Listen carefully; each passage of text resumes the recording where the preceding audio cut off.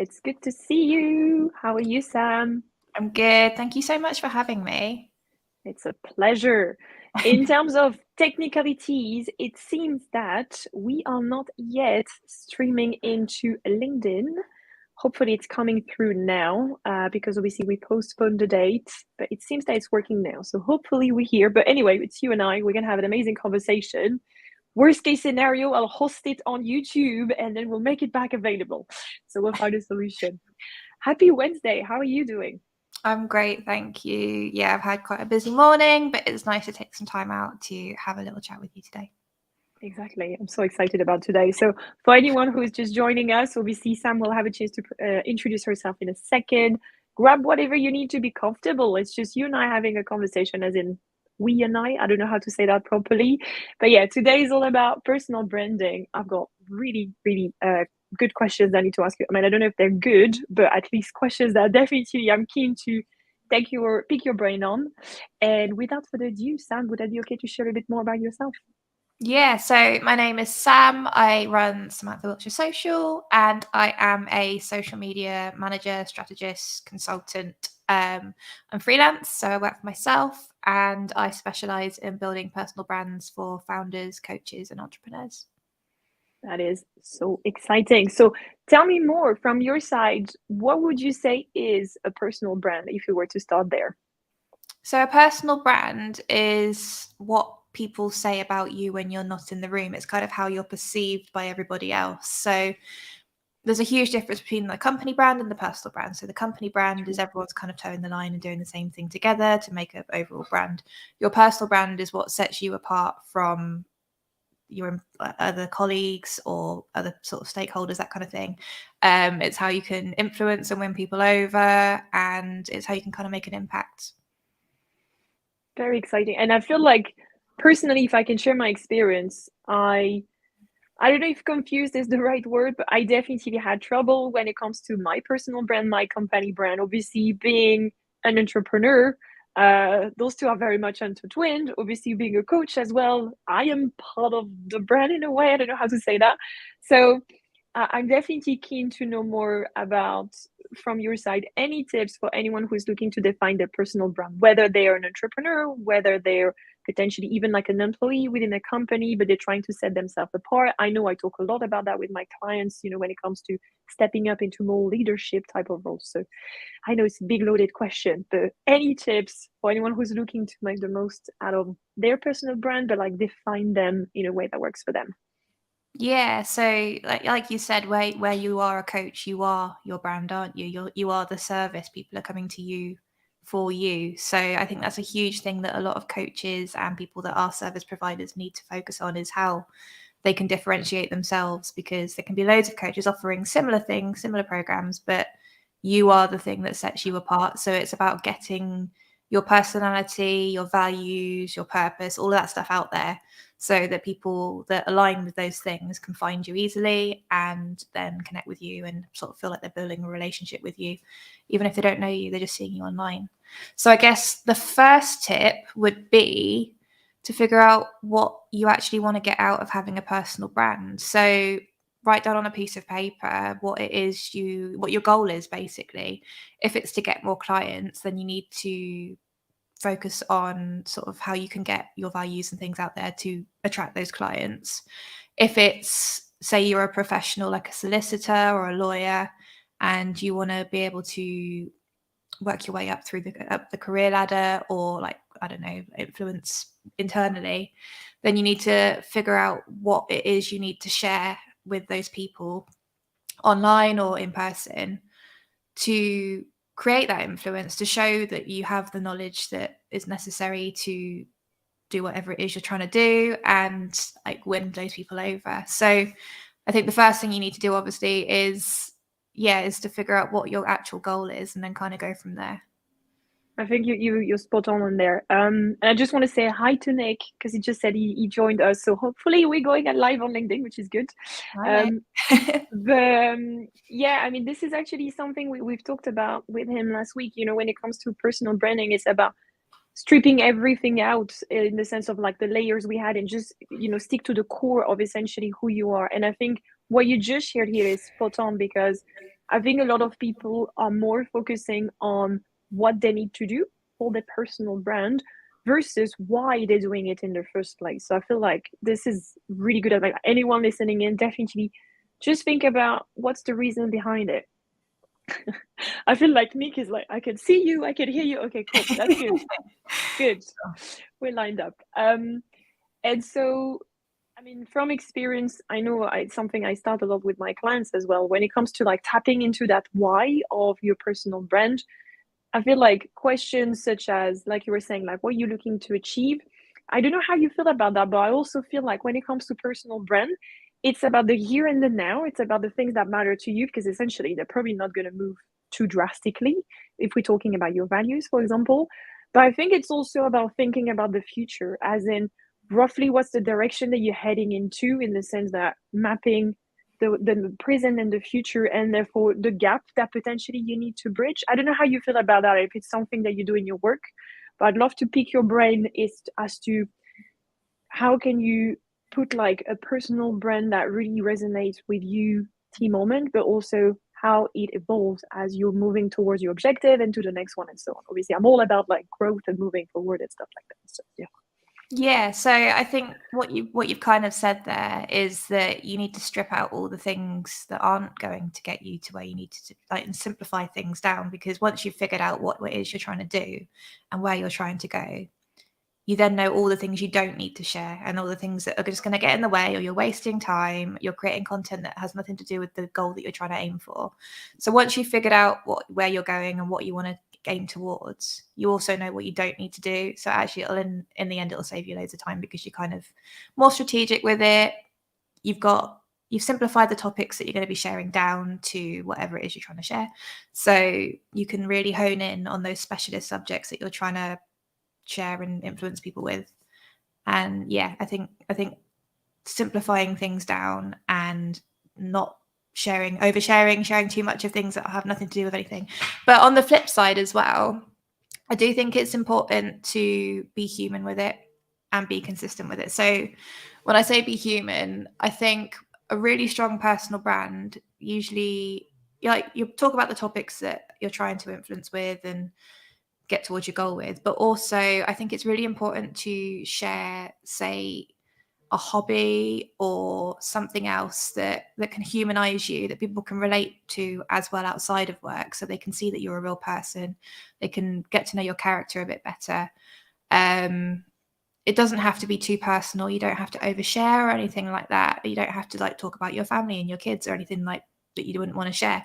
I think just bringing in another relatable element. So like with each of my clients, they all have one sort of not work specialist subject they all talk about. So I've got one coach who's really into gardening and plants and growing things and all that kind of stuff. So whenever she's doing anything in the garden, she'll post something about that, and like she always gets loads and loads of interaction, people that will come in because they'll come in at this entry level conversational topic that she's talking about, and then the conversations will grow and they'll get to know each other, and then she's top of mind whenever they need a coach or something like that.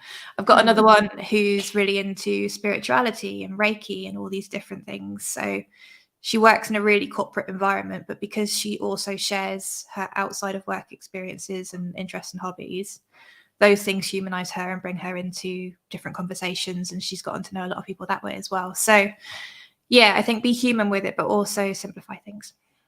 Oh, this is good. This is good because, again, personal branding, even the title on its own, I think can freak out a lot of people, in the sense that it has to be personal and therefore have to like share everything. So definitely anyone listening in, don't feel like you have to share everything, like you were saying. I feel like it's a good method when it comes to thinking about maybe one thing that you do outside of work that can make you like personable, relatable. I have to think about mine actually. Yeah, Anyway, that's it. Yeah, I mean, I was just thinking about it. I mean, to be honest, the first experience I had when it comes to sharing something personal, as in something just outside of the remit of careers, was when I got married this summer, because I was just gone off the radar and I felt like I had to say where I've been. So I just posted that and it just blew up. I mean, this one obviously is a very unique one because it was obviously a milestone moment. And then I realized, okay, maybe people need to know a little bit more about who I am behind the let's make the most out of your career. You know what? I mean, I know this is live and I know you're going to watch this wherever you are. So I need to think about my commitment to anyone who watched this. But maybe something around like the CrossFit space, because we do have the open competition happening this weekend, actually. So yeah, I need to think about that. Anyway, that's, you know what, food for thought. This is for me. And this is why also those sessions are amazing, is that I also get things on my to-do list to work on. So definitely thank you for that, Sam. What would yours be? Oh, so before I became a social media manager, I studied art history, and I am obsessed with art and museums and galleries and old stuff and weird stuff like that. So yeah, I'm big on that kind of stuff. I'm a twin mum, so I don't like to share too much about my children. I won't post pictures of them online or things like that, but there's a lot of sort of experiences that working parents go through, freelance parents go through. So sharing things like that often help me quite a lot. And I'm really into like weird heavy metal and like stuff like that. So I talk about music quite a lot as well, mostly on my Instagram, not on LinkedIn Okay. so much. But yeah, I've got a few sort of more niche interests that bring in some more unusual types. But yeah, Yeah. I like sharing those things. But yeah, there's a few different angles that I can come at with different audiences. I love it. I mean, anyone into heavy metal, you know, make sure that you follow Sam into Instagram, or whoever wants to dive into like the museum world. Obviously, you know where to find her. This is really cool. And actually, I mean, I love that because I do talk a lot with my clients about the importance to get their USP sorted, their unique selling point.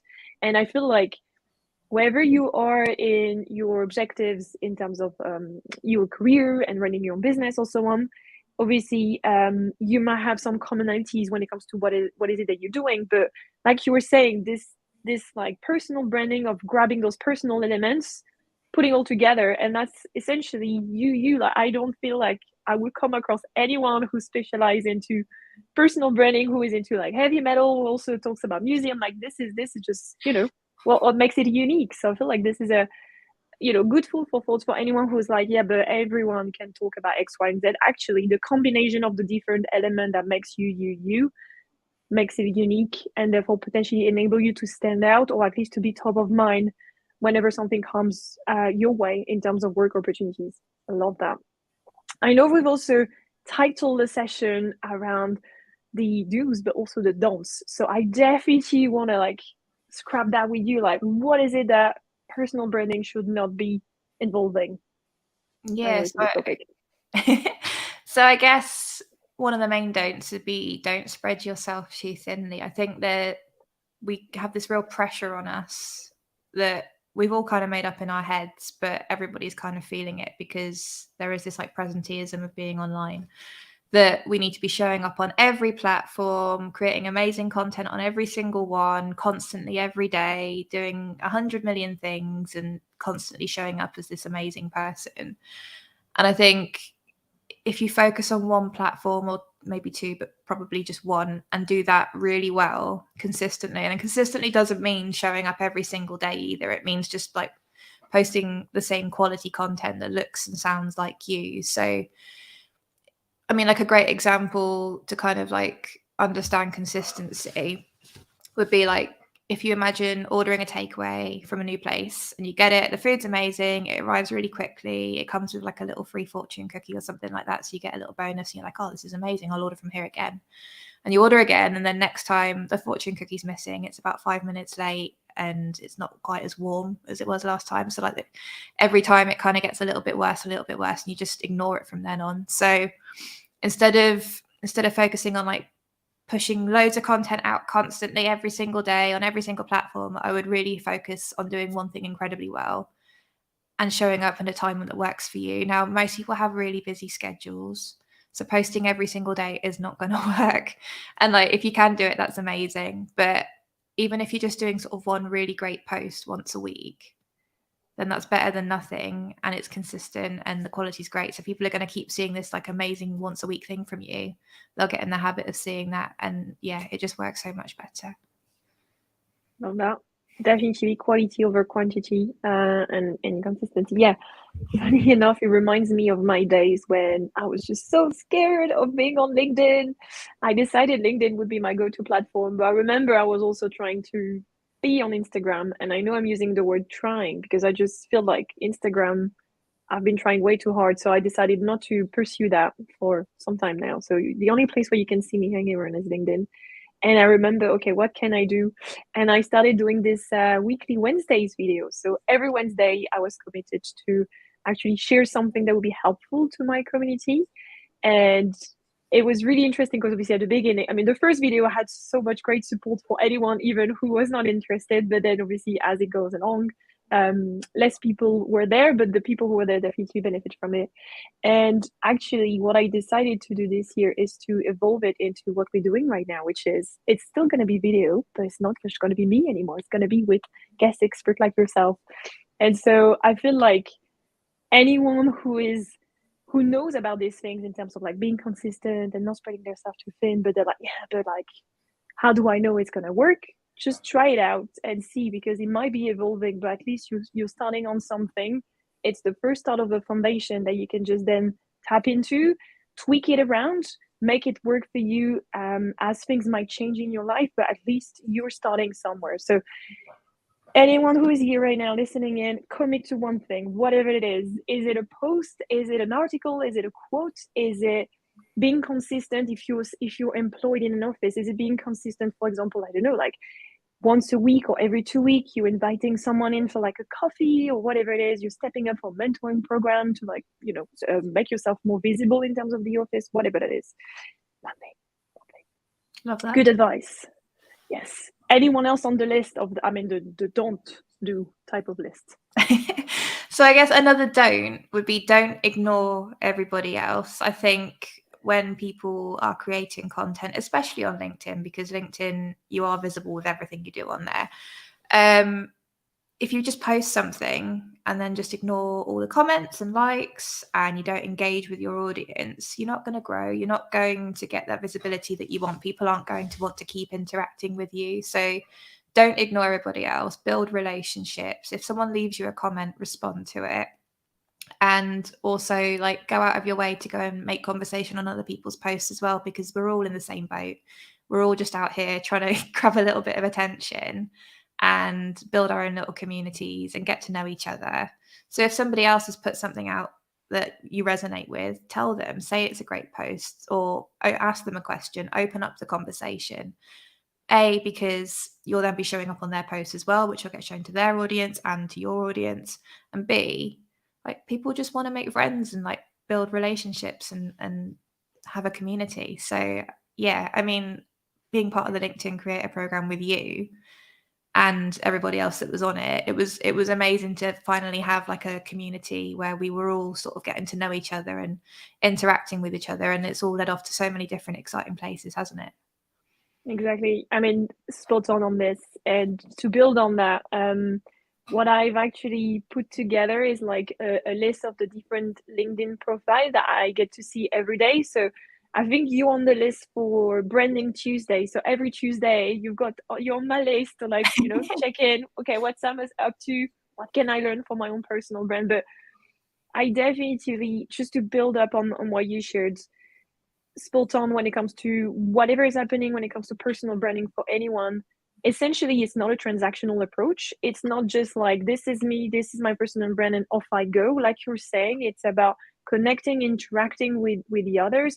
I mean, I know personally, I'm learning so much from, following the different creators who were with us on the program, because it's opening my mind to something else, and it's nourishing my creativity as well. And like you're saying, connecting in terms of like commenting and interacting with each other is also very supportive. So if I may extrapolate on that, but obviously feel free to let me know if you've got different views.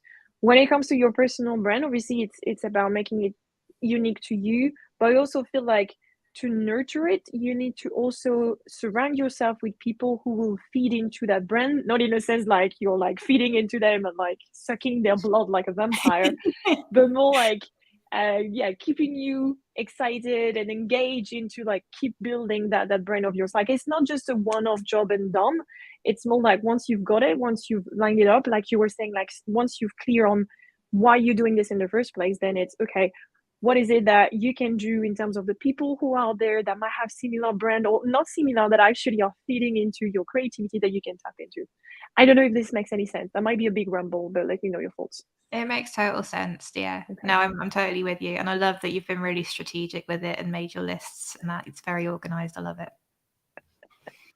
Thank you. Yeah, I mean, some people will probably like freak out if they were to see. I was thinking actually about at some point I should probably like share it, not like the full content of it, but like the logic there is behind it, because essentially personal branding takes work. I mean, I know, for example, for me, I had nothing of a personal brand when I first joined online on LinkedIn. I mean, if anything, my brand was I quit my job, I'm starting my own business. Hi, I'm French. That's all I had. And now, obviously, I mean, still that, but that happened a couple of years ago. But I hopefully feel like people know that my personal branding is all about practical things that you can implement, getting things done, and being positive about these things. Hopefully that comes across. But why am I saying that? I think the reason I wanted to share that is that essentially we live in 2023. Everything is online. If you don't have a personal brand, it's gonna bite you in the ass, excuse my French, one way or the other. So I think it's really important that you control the narrative. Like, you open this conversation, Sam, by saying personal brand is essentially what people say about you when you're not in the room. And I think this is so true, and it works physically, it works virtually. So I feel like it's almost your duty in a way to get your personal brand sorted, because I feel like it's just at the heart of everything. I mean, sorry, I mean, I don't drink coffee, right? I'm just passionate about these things. But essentially, if you don't get your personal brand, you're not clear on your goals, you're not clear on where you want to go. So you just like stumbling across life. And it's just, I mean, excuse me, but it's sad in the sense that you just get life passing by and you're not making the most out of it by being truly you. That makes sense.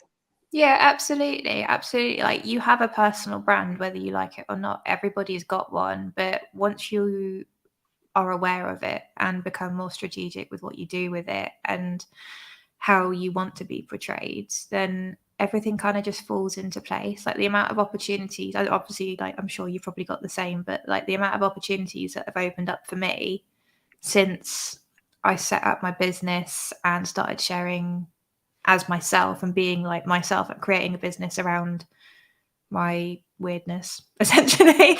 But that's what people come to me for. Like, there's a million social media managers out there, and I think the main reason people come to me is because of how I come across. Like, there's always a very particular type of client that I attract, but they're the ones that I like working with, and it works really nicely for me. And I think once you are more yourself and people can see who you actually are, and you're not being too corporate if you're not a corporate person, and you're not being too dry or that kind of stuff, like, it does come back to you, and whatever you put out does come back to you. So yeah, just be yourself. Ooh, love it. I'm getting into like a quick spiritual path here, but I feel like it's almost the law of attraction. I mean, I don't know much about it, but like it's the energy that you put in that potentially you attract. So by putting the message clear and up about what you're about, how you work, how you function, higher chances are that opportunities that feed into that are gonna come your way. 100%. Oh, love it. Okay, where are we with time? Okay, we good. We still have, let's say, a little bit more than 5 more minutes. So in this final time, obviously, anyone who is in, feel free to let us know if you've got any question. Nick, feel free to say hi once again. But anything else, any final thoughts that you want to share when it comes to personal branding? Yeah, I think the biggest thing that holds everybody back is they're so worried about putting stuff out there and just making that first post or being themselves. And especially, I guess, if you come from a particularly corporate environment and things like that, where there are more eyes on you, there are certain things you have to adhere to. It can feel very daunting to sort of go out there, even going networking and things like that. It's Sure. quite hard, isn't it? But it's, I think, yeah, people just, you need to just get over yourself in the nicest possible way and just put it out there. Roll up your sleeve and just go for it. That's it. So, like, yeah, just get out there, put out whatever it is that you're thinking about putting out, because the thing that you're umming and ahhing about, the longer you spend not doing it, you're not going to get the result you want from it. Just put it out there, see what happens. If it goes wrong, just delete it. It's fine. Yeah. And also, I think another thing that people need to think about with their personal brand, also on the flip side of that, is just to have really clear boundaries about what you are willing to share and what you're not willing to share. Because I think it's super important that you're not putting anything out there that could compromise your outside life, basically. So yeah, it's really important to have a separation between work and home life. And yeah, just to really think about what it is you're putting out there and what you're comfortable having out there, and the kind of interactions that you will get back from that as well. And if anyone is mean about you or anything like that, just delete them, block them, get rid of them. No one should get in the way if you're trying to be yourself. Love that. So many things. I feel like so many. So just to summarize, make sure that you're clear on your why you're doing this in the first place. What are you trying to achieve? Also, don't forget to collaborate, connect, learn from other people who are there, trying to either do the same thing or things that inspire you. Boundaries, this one that you just shared, I feel like it's spot on as well.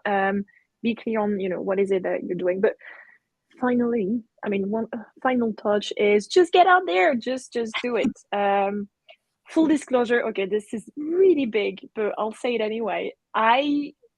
Before coaching, I was thinking of writing a book to help anyone obviously move forward with their career. The title of the book was PIFO, which is Pull Your Fingers Out. Super rude, I know, very aggressive, sorry.